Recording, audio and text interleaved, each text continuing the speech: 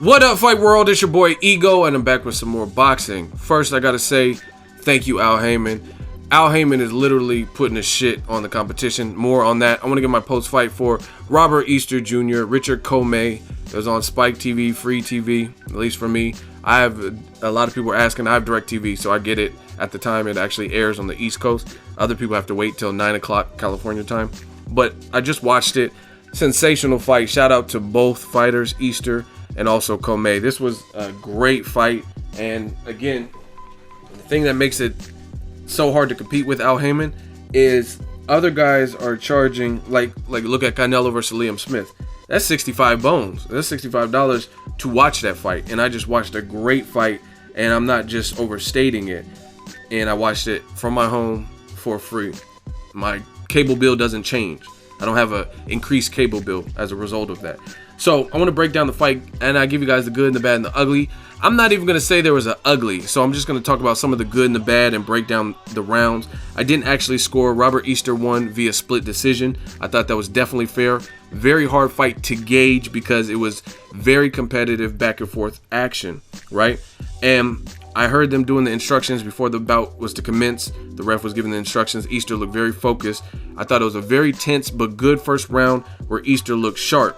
He was surgical, landing some nice right hands. Commey was a live dog, and he was putting bad intentions on his shots.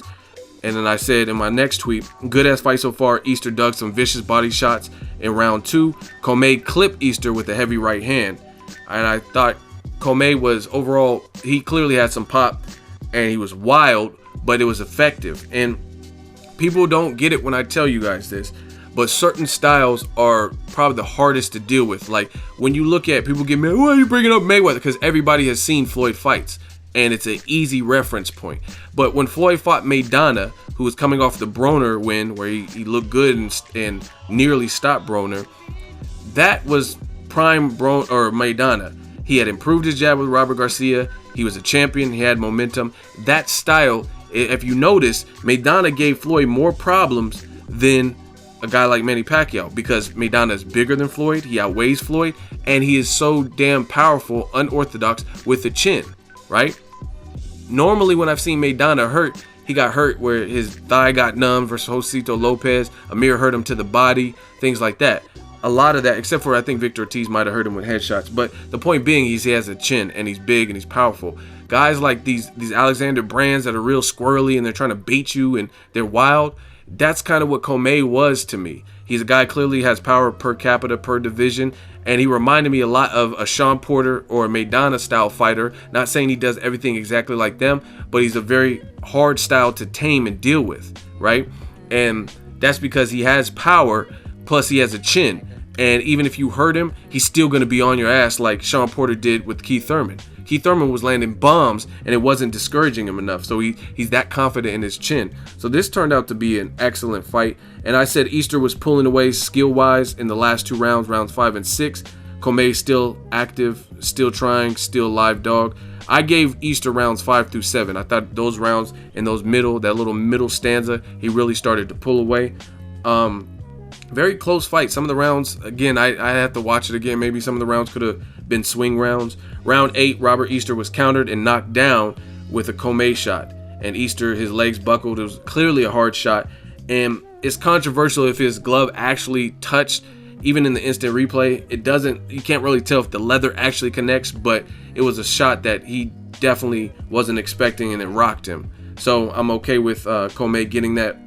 Round 10 I gave to Commey. I thought it was a fairly close round, but Easter gave up a very big shot, and Commey landed a thudding right. And then round 12 was classic, where right when the fight or the round started, Easter buckled the shit out of Commey, and he almost did the Tootsie Roll, and his legs buckled, and I don't know how he was able to stand up. He did some, I don't know, African leg squats or tribal dance or something.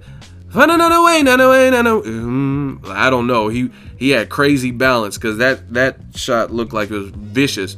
It was a temple shot, and these are the same type of shots per division that have knocked guys out. You know what I mean? When a fighter got hit with that same type of temple shot and their head went all crazy. It reminds me like Danny Garcia clipped Amir Khan with that same type of temple shot where it just looked like an awkward place and his head just bow out, like kind of side to side whiplash.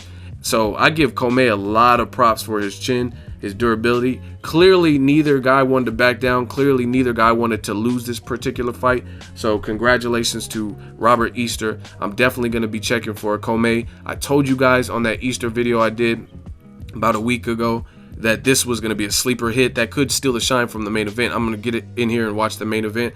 But sensational fight. This is potential fight of the year, and it's on free TV. Now, before I get out of here, I'm going to talk about the bad. The bad I seen for Easter is he kept getting hit with the same punch. The right, it was like he was getting hit over the top of the guard and stuff like that. He kept getting hit with that same punch throughout the fight. So he was pretty defensively responsible, but he just couldn't make adjustments that well for that same shot. And again, if you get in there with a Mikey Garcia, those guys have title fight experience. Maybe not in this division, but they have it. You know what I mean? Mikey Garcia, I interviewed him. He has world-class sparring with guys like Edwin Valero. You know what I mean? Rest in peace. And he's been in title fights like Orlando Salido, things like that, title defenses. So a guy with experience like a Mikey Garcia, definitely a dangerous fight because he's had that big fight experience. But that's still a good fight. I was very impressed with Robert Easter's skill set, his height. The bad, I would say, other than him getting hit repeatedly with the same shot, would be like in the 12th round, his man was almost out of there, and he could have punctuated his win even that much more, but he was smothering his own work.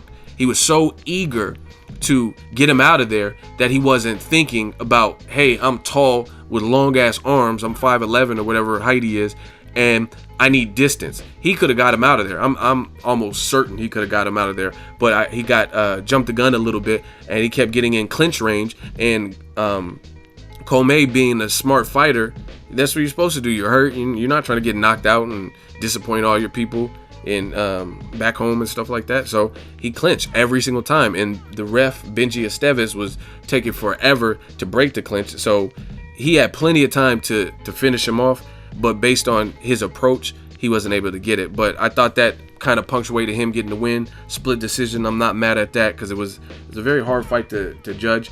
The bad is just like I said with the sometimes young fighters, they don't always fight smart. There was points where I thought he just should have stuck to boxing, and Easter it's entertaining, but he would get lured into a dogfight. That in those middle rounds, you were boxing the shit out of him and looking good, and he was having trouble in those rounds 5, 6, and 7. So you kind of let him back into the fight by trying to go with the crowd or make it a dogfight when you're the taller man. So that's my only advice or / bad critique for Easter Jr. is don't let the crowd influence you. Don't let the fighter influence you. Like, yeah, come on. It doesn't make sense to fight their style of fight. Another fight that comes to mind, Julio Cesar Chavez Jr. versus Andy Lee. Andy Lee was clearly winning those early rounds, and Chavez kept taunting him, like putting his hands down, like, come on, oh, that shit didn't hurt. And he got involved into a slugfest with a bigger guy like Chavez Jr., and Chavez Jr. ended up stopping him and putting too much pressure, and it was just too much for Andy Lee. So never derive your game plan to help your opponent. You know what I mean? Do things that are going to help him. Richard Commey, from what I've seen, he's tough, he's durable, he has heart, he's game, but he's not as technical as you. He's not as tall as you. We can see those things physically. His hand speed didn't look as crisp as yours, but he's pretty good with countering. He was pretty unorthodox, which can be a strength, like Maidana, if you use it right.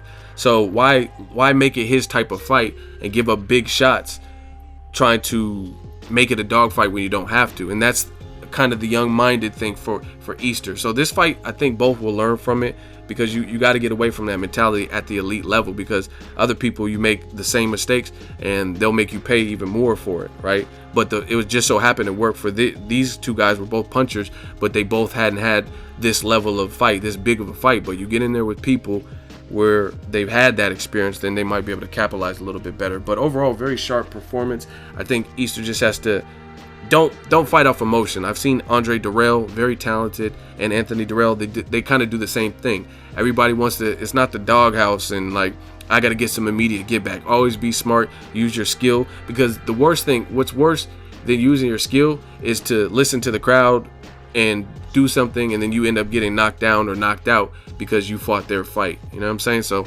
I just say, just keep improving, learn from it, use your skill. Don't get lured into the trenches unless that's the fight that you want to make, right? But I was very impressed with both guys. Thought it was a great, courageous performance by Commey. Definitely going to be checking for him again. And again, it was free. You lose nothing. Even if it was whack, which it wasn't, you lose nothing. Also, I thought it was good to see Adrian Broner. This is a division he once ruled. He was a problem at 130 and 135. So it's good to see him kind of pass the torch to his fighter on his label, About Billions. Ah, man, you know, AB.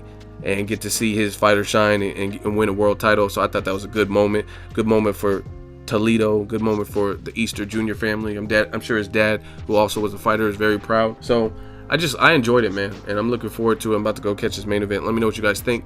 Drop in the comment section. Make sure you like my video. As always, hate, comment, and subscribe. Till next video, it's Ego signing off.